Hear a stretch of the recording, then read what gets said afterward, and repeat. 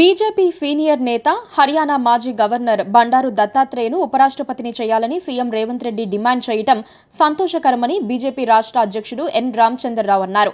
మా పార్టీ వారిని ఉపరాష్ట్రపతి చేయాలని మా పార్టీ మంచి కోరినప్పుడు నేను కూడా కాంగ్రెస్ పార్టీ మంచి కోరుకుంటున్నానని చెప్పకనే చెప్పినట్లుంది రామచంద్రరావు మాట. మంత్రి పొన్నం ప్రభాకర్ లేదా టీపీసీసీ అధ్యక్షుడు మహేష్ కుమార్ గౌడ్ను ముఖ్యమంత్రిని చేసి బీసీల పట్ల తనకున్న ప్రేమను రేవంత్ చాటుకోవాలని సూచించారు. రేవంత్ రెడ్డికి ఆస్కార్ కాదు భాస్కర్ అవార్డు ఇవ్వాలని వ్యంగ్యంగా అన్నారు. ప్రధాని మోదీ కన్వర్టెడ్ బీసీ అంటూ ప్రచారం చేస్తున్నందుకు ఆయనకు గోబల్స్ బహుమతి ఇవ్వాలని పేర్కొన్నారు. దీనిపై తాము సోనియాకు లేఖ రాస్తామని తెలిపారు. రేవంత్ తన విమర్శల ద్వారా మోదీనే కాదని బీసీలందరినీ అవమానించారని ధ్వజమెత్తారు. బీజేపీని బీసీలకు దూరం చేసేందుకు కుట్ర జరుగుతోందని రామచంద్రరావు అన్నారు. తాను కూడా బీసీని అని చమత్కరించారు. బ్రాహ్మణుడినని చెప్పుకున్న రాహుల్కు గాయత్రి మంత్రం వచ్చా, సంధ్యావందనం చేస్తారా అని రేవంత్ను ప్రశ్నించారు. కులగణన చేసిన కాంగ్రెస్ సర్కారు అన్ని కులాల వివరాలను ఎందుకు వెల్లడించడం లేదని నిలదీశారు.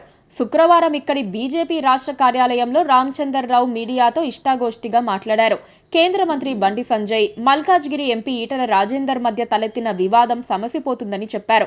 అన్ని పార్టీల్లోనూ ఇలాంటివి సహజమన్న ఆయన తమ పార్టీలో ఇలాంటివి బహిరంగంగా జరిగి ఉండాల్సింది కాదని అభిప్రాయపడ్డారు. ఫోన్ ట్యాపింగ్ వ్యవహారాన్ని సీబీఐకి అప్పగించాలని రామచంద్రరావు సీఎం రేవంత్ ను డిమాండ్ చేశారు. హైడ్రా ఒక విఫల సంస్థ అని విమర్శించారు. పరువు నష్టం కేసుకు సంబంధించి తాను ఇచ్చిన నోటీసుకు డిప్యూటీ సీఎం భట్టి సమాధానం ఇవ్వలేదని, తదుపరి చర్యగా హైకోర్టును ఆశ్రయిస్తానని చెప్పారు. మేం బీసీలకు 42% పదవులిస్తాం. కాంగ్రెస్ ప్రభుత్వం బీసీలకు 42% రిజర్వేషన్ అమలు చెయ్యకున్నా తాము మాత్రం పార్టీలో బీసీలకు 42% పదవులు ఇస్తామని రామచంద్రరావు స్పష్టం చేశారు.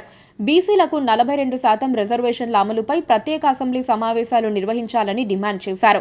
మతపరమైన రిజర్వేషన్లకు తాము వ్యతిరేకమన్నారు.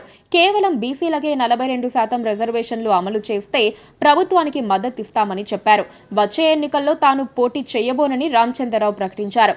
క్షేత్రస్థాయిలో పర్యటించాలని, కార్యకర్తలతో సమావేశాలు నిర్వహించాలని పార్టీ అధ్యక్షుడు జేపీ నడ్డా, కేంద్ర హోంమంత్రి అమిత్ షా తనకు నిర్దేశించారని తెలిపారు. శని ఆదివారాల్లో ఉమ్మడి మహబూబ్ నగర్ జిల్లాలో, ఆ తర్వాత ఉమ్మడి ఖమ్మం జిల్లాలో పర్యటిస్తానని చెప్పారు. బీజేపీ రాష్ట్ర కమిటీని వారంలోగా ప్రకటిస్తామని రామచంద్రరావు తెలిపారు.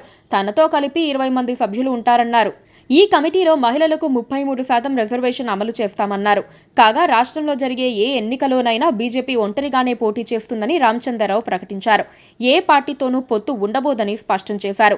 జూబ్లీహిల్స్ ఎన్నికను సవాలుగా తీసుకుంటున్నట్లు తెలిపారు. Please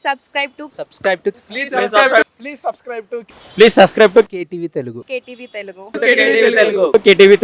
KTV Telugu channel.